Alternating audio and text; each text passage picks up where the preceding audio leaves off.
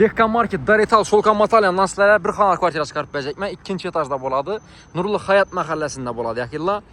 Taza dom, 2-ci etaj, remontdan çıxan patküş, marşrutlardan muamma yox. Hər tərəfləmə zor.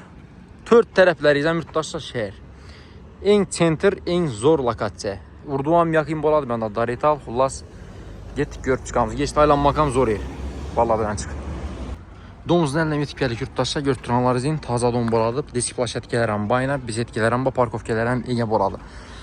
Bir yandan gələ dom bolsanızla, Nurlu Hayatdan girib gələsilə. 1, 2, 3-cü dom boladı. 29 drop, 11-ci dom. Birinci yürəkine.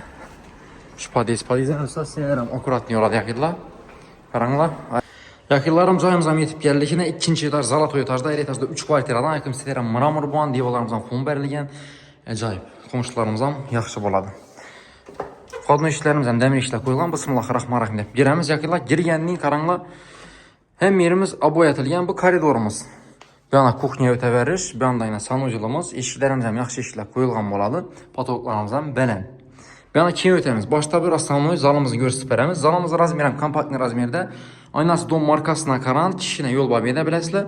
Ayantiyində radiatorlarımız var.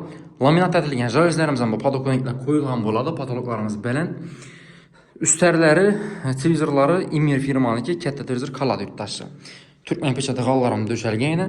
Beşiklərimiz MDF eşik boladı. Bir də prixoşkə zonamız.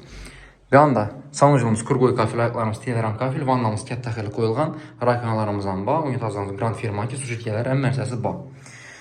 Su, svet, gazdan muamma yok yakilla. Cayımızda düşkən yer, haqqı yer, umma yok. Hem yeri kapitalini remontdan çıkan boladı. Bir anımız kuxnyamız. Kuxnyaya girə verişdən üstər kürsülərimiz var. O katlanmaka, bemalal əzət oturasla. Fartukat kafillərimiz urulan vıçışkəsi, Vitech firmanı ki, gaz plitəsi, Famous firmanı ki, üstü T mebelləri bak. Şöçüklərimiz hem yine sekretikədə durubdu. Eka firmanı katyolu, Inverex firmanı stabilizatorları samiyesində koyulğan boladı.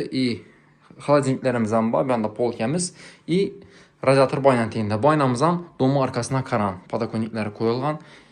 Həm modosda yaratılğan xullas yaxilla.